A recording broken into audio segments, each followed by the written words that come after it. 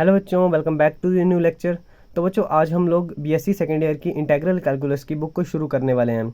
तो integral calculus, जैसा कि नाम में पता लग रहा है कि वो इंटीग्रेशन से रिलेटेड होगी, तो उस बुक को शुरू करने से पहले आप लोगों को पता होना चाहिए कि इंटीग्रेशन एक्चुअल में होती क्या है, इसका एक्चुअल में यूज़ होता क्या है।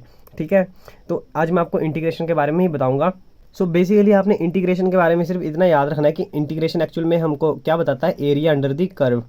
एरिया अंडर दी कर्व, ठीक है। तो इंटीग्रेशन हमको एरिया अंडर दी कर्व हमको ये बताता है।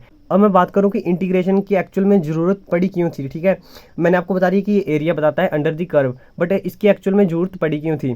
देखो क्या होता है ना कि अभी मैं अगर सर्कल का एग्जांपल लेता हूँ या ट्राइंगल का एग्जांपल लेता हूँ, ठीक है, हम उनका एरिया फाइंड कर सकते हैं। लेकिन क्या हो अगर हमारे पास कर्व दी हो, ठीक है, कर्व दी हो और उसका अंडर का हमने एरिया निकालना हो, तो हम उसको कैसे फाइंड करेंगे।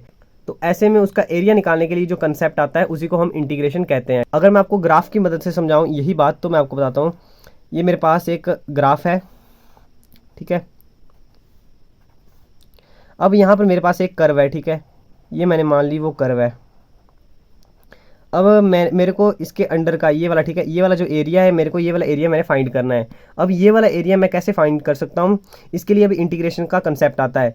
तो इंटीग्रेशन के अकॉर्डिंग क्या आ जाता है कि मैं सेम बिड्थ के, ठीक है, सेम बिड्थ के मैं स्मॉल स्मॉल रेक्टेंगुलर पीसीज को अगर मैं इस एरिया में से कट करता हूँ और उन सबको अगर मैं ऐड करता हूँ ना, तो मेरे पास इस कर्व के अंडर का जो एरिया है वो आ जाएगा। ठीक है, अगर मैं आपको यहाँ पे ड्रॉ करके बताऊँ तो मैं आपको ऐसे बता सकता हूँ कि फॉर एग्जांपल देखो ये आ सकता है, फर्स्ट वाला ये आ जाएगा, सेकंड वाला ऐसे आ जाएगा कुछ, ठीक है, स्मॉल सेम बिड्थ के होंगे, ठीक है, सेम बिड्थ के होंगे। ये वाला ऐसे आ जाएगा, ये वाला ऐसे आ जाएगा, एंड ये वाला ऐसे आ जाएगा। ठीक है, ऐसे ही सो ऑन ये चलता रहेगा। ठीक है, ये वाला ऐसे आ जाएगा। अब आप लोग यहाँ पे देखोगे कि मेरे पास ये वाला एरिया, ये वाला एरिया, ये वाला एरिया और ये वाला एरिया, ये ऐसे ही हमारे पास जो थोड़ा बहुत जो एरिया होगा वो बच जाएगा। ठीक है, तो इस ऐसे में जो हमारा जो एरिया जो हम निकालेंगे ना सम करके, ऐसे में वो जो एरिया होगा वो कम आएगा। ठीक है, एक्चुअल में तो कहूँ कि ये वाला एरिया हमारे पास बच गया ना, तो ऐसे में हम क्या कर सकते हैं, अगर इस एरिया को भी निकालना है, हम इसको, इसकी जो विड्थ है ना, हम उसको और भी ज़्यादा छोटा कर देते हैं। ठीक है, बिल्कुल मान लो कि मैंने इसके बिल्कुल टच में ही ऐसे एक रेक्टेंगुलर ड्रॉ कर दिया, तो ऐसे में ऊपर का एरिया जो होगा वो बचेगा ही नहीं, लगभग लगभग वो बचेगा ही नहीं। ऐसे ही मैं सबको अगर डिवाइड करता हूँ ना रेक्टेंगुलर पीसीज में, बिल्कुल साथ साथ में, बिल्कुल साथ साथ में, तो मेरे पास जो ऊपर का ये वाला जो एरिया है वो बचेगा नहीं। मतलब मेरे पास फिर मैं जब उन सबको ऐड करूँगा तो मेरे पास total area under the curve आ जाएगा। इसी कंसेप्ट को हम कहते हैं इंटीग्रेशन।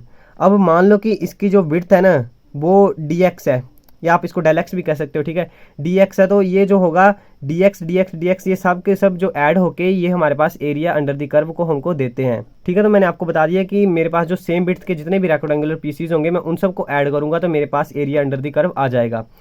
अब अगर इसी चीज़ को हम मैथमेटिकल वे में लिखते हैं तो हम उसको इंटीग्रेशन कह देते हैं। ठीक है, अब जो इंटीग्रेशन होता है वो बेसिकली क्या होता है, मैंने आपको बता दिया कि वो सम होता है। ठीक है, वो सम होता है। हम सबको पता है कि जो इंटीग्रेशन का जो साइन होता है वो ऐसे होता है। ठीक है, अब एक्चुअल में ये सम का जो एस होता है ना, इसी को ही ये एक्सपेंड करके, मतलब थोड़ा सा बड़ा करके इसको लिखा जाता है, तो हम इसको इंटेग्रल कहते हैं। ठीक है, देखो हमने अब इसका एरिया निकालना है, तो हम किसी भी कर्व के अंडर का जो एरिया है हम वो डायरेक्ट इंटेग्रल से हम ऐसे नहीं निकाल सकते।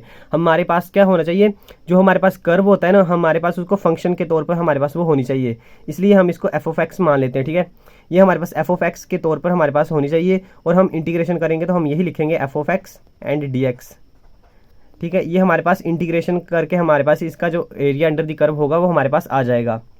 ठीक है, तो आप इंटीग्रेशन में सिर्फ इतनी बात समझो कि आप जो कर्व की जो इक्वेशन होगी वो, एंड जो इसका वेरिएबल जो चेंज हो रहा होगा, फॉर एग्जांपल यहाँ पे dx चेंज हो रहा था, अगर ये इस तरफ को होते तो ऐसे ऐसे इस तरफ को y की तरफ होते तो हम इसको dy ले सकते थे। ठीक है, तो यहाँ पर dy आ सकता था, बट इन दिस केस हम इसको सिर्फ dx लेके चल सकते हैं। तो आप एरिया अंडर द कर्व आप ऐसे निकाल सकते हो। अगर आपको अभी भी इसके बारे में पता नहीं चल रहा है तो मैं आपको एग्जाम्पल बताता हूँ, उससे ये 100% क्लियर हो जाएगा। तो एग्जाम्पल के लिए मैंने यहाँ पर एक्सिस प्लॉट कर लिए हैं। ठीक है, अब मैं यहाँ पर मैं एक कोई कर्व लेता हूँ, फॉर एग्जाम्पल मेरे पास f of x is equal to x square दिया हुआ है। ठीक है, अब एक्स स्क्वायर का ग्राफ कैसे होता है, देखो इसको अगर आपको ग्राफ बनाने नहीं आते तो आप पता कर सकते हो। देखो अगर मैं एक्स की वैल्यू यहाँ पर मैं इसको ऐसे मान सकता हूँ ना, Y is equal to x square. अगर मैं एक्स की वैल्यू जीरो भरता हूँ तो मेरे पास वाई की वैल्यू भी जीरो आएगी। ठीक है, यानी कि फर्स्ट पॉइंट तो वो यही आ जाएगा, जीरो जीरो। एंड सेकंड, अगर मैं x की वैल्यू 1 भरता हूँ तो y की वैल्यू भी 1 आएगी। ठीक है, 1 1 यानी कि वो यहाँ कहीं आएगा। ठीक है, यहाँ कहीं। अब अगर मैं x की वैल्यू को 2 भरता हूँ तो मेरे पास y की वैल्यू कितनी आ जाएगी, 2 का स्क्वायर है ना, तो y की वैल्यू मेरे पास 4 आ जाएगी। यानी कि मैंने x की वैल्यू 2 भरी थी तो y की वैल्यू मेरे पास 4 आ रही है, लगभग यहाँ पर आएगी। अब एक्स स्क्वायर का मतलब क्या है कि इसका जो इस तरफ को जो ग्राफ बनेगा वही दूसरी तरफ भी इसकी इमेज बनेगी, सिमिलर टू, ठीक है, इसी की तरह जो सिमिलर होगा वो यहाँ पर बनेगी। अब ये आ गया मेरे पास एक्स स्क्वायर का ग्राफ, ये एक्स स्क्वायर का मेरे पास ग्राफ आ गया। अब मैं इस कर्व के नीचे के एरिया को बाउंडेड बनाने के लिए अगर मैं इस पर यहाँ पर अगर इसको 2 पर कट कर दूँ, ठीक है, ये 2 पर मैंने इसको कट कर दिया, ये मैंने इसको 2 पर कट कर दिया, ठीक है। अब मैं बोलता हूँ कि आपने ये वाला जो अंडर इसका इसके अंडर जो एरिया, आपने ये वाला एरिया फाइंड करना है। तो अब आप इस एरिया को कैसे फाइंड करोगे, मैंने आपके पास यहाँ पर कर्व की इक्वेशन भी दे दी है और मैंने आपको बता दिया है कि ये जो है ये 2 पर कट हो रही है, ठीक है। ये वाला जो पॉइंट है वो 2 0 आ जाएगा, यानी कि x की वैल्यू 2 एंड y की वैल्यू 0। और यहाँ पर ये कर्व की इक्वेशन आ गई एक्स स्क्वायर। अब आप इस एरिया को जो इसके अंडर बाउंडेड है आप इसको कैसे फाइंड करोगे, तो बहुत ईजी है, मैंने आपको बता दिया। आपने क्या करना है, इंटीग्रेशन का साइन आपने लेना है और आपने यहाँ पर फंक्शन लिखना है। फंक्शन क्या है मेरे पास, एक्स स्क्वायर। बट आप अब कैसे करोगे आप इसको, आपको ये जो होगा ये इन्फानाइट एरिया देगा अभी, ठीक है। अब मैंने इसको बाउंड कर दिया, ठीक है, मतलब मैंने यहाँ पर ये लगाई है ना लाइन 2 पर, मैंने इसको कट किया हुआ है। अब आप इतना इतना एरिया निकालोगे तो आपको यहाँ पर क्या करना पड़ेगा, इसको डेफिनेट इंटीग्रल से आपको इसको सोल्व करना पड़ेगा। तो उसके लिए आपको लिमिट लगानी पड़ेगी। तो लिमिट कहाँ से कहाँ तक लगाएंगे आप देखोगे कि ये जो कर्व है वो कहाँ से कहाँ तक जा रही है, ये 0 टू कहाँ तक जा रही है, 2 तक जा रही है, ठीक है, 0 टू 2 तक जा रही है। तो बस आप लिमिट में भी आप 0 टू 2 लिख दोगे, यानी कि 0 टू 2 ये कर्व जो है वो जा रही है। और यहाँ पर आपको मैंने बता दिया आप dx लिखोगे।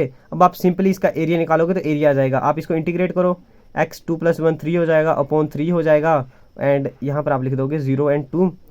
और जब आप इसको सोल्व करोगे तो आपके पास क्या आ जाएगा, 1/3 को हम बाहर ले लेंगे एंड यहाँ पर आ जाएगा upper limit minus lower limit करते तो 2 4 and 8 minus and lower limit 0, तो मेरे पास आ जाएगा 8/3 यूनिट्स। इसका जो अंडर एरिया था वो मेरे पास आ गया। तो मैंने इसी लेक्चर में मैंने आपको डेफिनेट इंटीग्रल के बारे में भी बता दिया है। अब मैं जो नेक्स्ट वीडियोस अपलोड करूंगा वो डेफिनेट इंटीग्रल्स की प्रॉपर्टीज़ पर ही होंगी, तो इसलिए ये वाला जो कंसेप्ट है ये आपके लिए इंपॉर्टेंट हो जाता है। अब मैं बात करूं कि इंटीग्रेशन की खोज किसने की थी या इंटीग्रेशन को इन्वेंट किसने किया था, तो इसको जो इन्वेंट करने का क्रेडिट है वो 17वीं सेंचुरी में आइजैक न्यूटन को जाता है, और इसके अलावा राइमन मैथमेटिशियन को भी इसका क्रेडिट जाता है। बट जो इंटीग्रेशन का ये जो कंसेप्ट था ये बहुत पहले 11वीं सेंचुरी में ही ये हमारे इंडिया के अपने मैथमेटिशियन भास्कर जी ने इसके बारे में बता दिया था। इसका जो कंसेप्ट था वो भास्कर जी ने दे दिया था, बट उनके पास कोई प्रूफ नहीं था, कोई ठोस प्रूफ नहीं था, इसलिए वो इसको प्रूफ नहीं कर पाए थे। बट बाद में आइजैक न्यूटन एक्सेट्रा जो मैथमेटिशियन आए थे उन्होंने इसको प्रूफ किया था, तो जो ऑफिशियल क्रेडिट है वो उनको जाता है। बट ये फिर भी हमारे लिए एक बहुत ही गर्व वाली बात है कि इंटीग्रेशन का जो कंसेप्ट था वो हमारे अपने इंडियन मैथमेटिशियन ने ही दिया हुआ था। भले ही उनको उसका क्रेडिट मिला हो या ना मिला हो, बट उन्होंने जो कंसेप्ट दिया था उसी को तो आगे मैथमेटिशियन ने एक्सपेंड किया था। तो इंटीग्रेशन से आप किसी भी कर्व के अंडर का जो एरिया होगा आप उसको फाइंड कर सकते हो। अब अगर कोई आपसे पूछे कि इंटीग्रेशन का यूज़ कहाँ कहाँ होता है, तो मैं आपको बता दूं कि इंटीग्रेशन का यूज़ बहुत बड़ी बड़ी जगह पर होता है। फॉर एग्जांपल मैं आपको बता दूं कि कोई रोड होता है, ठीक है, मान लो कि रोड जो है वो इस टाइप का है, ठीक है, होते हैं ना ऐसे रोड, और हमारे हिमाचल में तो वैसे भी होते हैं। तो इस टाइप के रोड के अगर हमने अगर एरिया निकालना हो तो इस एरिया को निकालने के लिए हम इंटीग्रेशन का यूज़ कर सकते हैं। ऐसे इसके और भी एग्जांपल लिए जा सकते हैं, बड़ी बड़ी इमारतों को बनाने के लिए उनके बीच का हमने अगर एरिया निकालना हो तो हम वहाँ पर भी इसके एरिया को फाइंड कर सकते हैं इंटीग्रेशन से। सो हम आगे जो पढ़ेंगे वो अभी इंटीग्रेशन के बारे में ही पढ़ेंगे। So thanks for watching this video, मिलते हैं नेक्स्ट लेक्चर में।